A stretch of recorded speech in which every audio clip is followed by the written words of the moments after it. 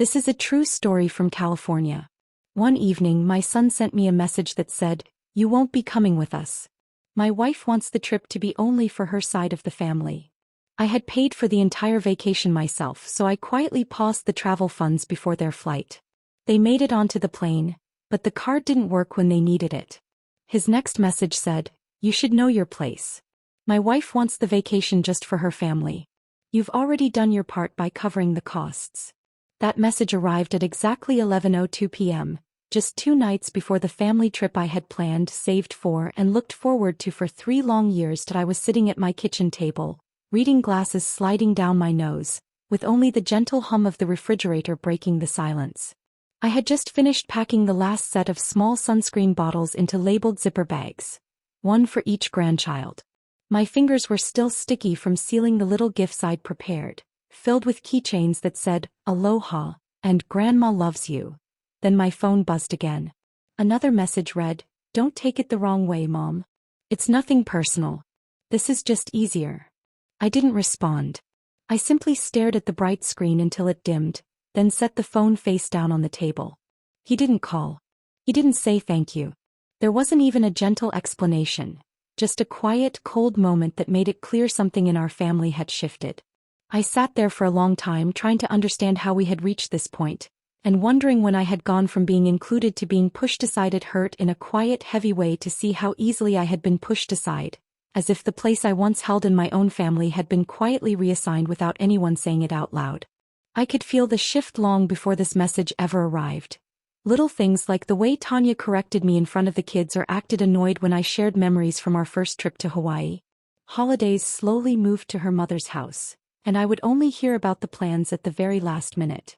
But what truly opened my eyes was the way she looked past me, not even acknowledging me, as if I were just someone passing by instead of someone who had been part of their lives for decades. I never imagined Nathan would go along with it. He used to write me Mother's Day cards that brought me to tears and would send pink tulips every March, no matter where he lived. When he was young, he proudly told teachers that I was his best friend, and I still keep a picture he drew of me wearing a superhero cape. But now, somehow, I no longer fit into that picture. I glanced at the small bag I had packed, 2 sundresses I hadn't worn in years, a photo of my late husband I hoped to place on the table during our beach dinner, and a tiny box of matches for the lavender candle I wanted the whole family to light in his memory.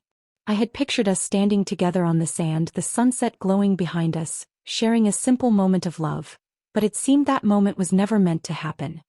I had pictured us all standing by the ocean, my grandson holding my hand and asking whether his grandpa loved the beach too, and I would have told him how his grandpa brought me there long before we could truly afford it, simply because sharing it made him happy. But none of that would happen now because I wasn't welcome on the trip I had fully planned and paid for. I had arranged everything. The flights, the beachfront villa, the rides from the airport, the activity tickets, even the breakfast baskets and small details to make sure everyone was comfortable. I had checked that the beds were soft for the kids and that the walkways were easy enough for Tanya's mother to use. Yet somehow, after all that, I was treated like someone who only covered expenses and then faded into the background.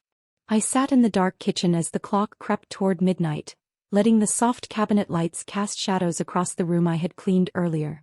For a moment I didn't feel angry or even sad, just embarrassed for expecting to be included. I picked up my phone thinking about calling Nathan, but what could I say that he didn't already know? I couldn't ask to be allowed to join after everything I had already done. So I set the phone down and walked to my desk, turning on my old laptop. In the folder marked Hawaii Travel Fund, I saw the amount I had been saving since the day I retired, $21,763.84. It had started with small bills tucked away, then selling old furniture, then tutoring at night, also the whole family could have this trip together. I had linked every payment to my account because I believed we were all on the same side. With my cursor hovering over the button that said Freeze Account, I realized how quickly trust can change, and how sometimes protecting yourself becomes the only choice left. I stared at the bank page for a long moment, then opened a blank document and began typing. Not a message to Nathan, not an explanation or request, but a list. A new list of women I knew who rarely got the chance to travel. Carol from church, whose son pulled away when she became sick. Louise, who lost her husband last fall but still brings his photo to every gathering. Frances, who helped raise her grandkids yet wasn't invited to their milestones. and Beverly, who once told me no one had ever taken her picture at the beach. After saving their names, I returned to the bank window and finally clicked the option to freeze the account. A confirmation box appeared asking if I was sure. I clicked yes. Another notice warned that all connected cards would stop working immediately. Yes again. Then I closed the laptop and let out a long breath. I picked up the small gift bag I'd prepared for my youngest grandson, took out the little keychain and laid it gently on the table. I unwrapped the rest one by one, and for the first time in years I allowed myself to imagine a different kind of trip. One where I wasn't pushed aside or treated like an extra, but one where I could welcome people who appreciated being included. The thought didn't make me feel vengeful. It made me feel clear-headed. It all began with a simple mason jar tucked behind a vase in my kitchen cabinet. I had always called it my dream jar, though no one knew that. Anytime I skipped buying something small, vitamins, a movie rental, a pair of slippers, I'd fold the money and slip it inside. The amounts were small at first, but over time they grew steadily, the way quiet hope often does. I kept saving for 3 full years, even canceling my cable and giving up my favorite tea because I believed one day it would lead to something meaningful. I picked up extra online tutoring jobs to bring in a little more money, even on nights when my joints were aching and my eyes were tired. I lowered the heat in the house and bundled up in extra layers. I turned down lunch invitations, telling friends I needed to stick to a tight budget. They never knew that every spare dollar was going straight into that jar. And why? Because I wanted to create a moment we could all remember. A final, meaningful trip as a family. Hawaii wasn't just a place to visit. It represented something deeper. James and I had spent our honeymoon there when we were young, barely able to afford anything. We shared one suitcase, split sandwiches to save money, and he got so sunburned he wrapped himself in a bedsheet like a cape for days. Those were some of the happiest memories of our early marriage. After he passed away, I quietly promised myself that one day I would take the whole family back. I wanted the grandchildren to see the places he loved. I wanted Nathan to stand on the same beaches his father once walked. I thought maybe the trip would bring us closer again, remind him of his roots and help us rebuild the closeness we once had. So I planned every detail. I searched for a villa big enough for all 9 of us, called the travel agent again and again to make sure everyone would be comfortable, and even checked that the pathways would be easy for Tanya's mother. I ordered matching shirts with everyone's name and the phrase, "Family is Forever 2023, printed on the front. I chose a home right by the water with a fire pit perfect for a small remembrance for James. I pictured us sitting around the flames, lighting candles, taking turns saying a kind word about him while I held my favorite photo of him laughing in the sun.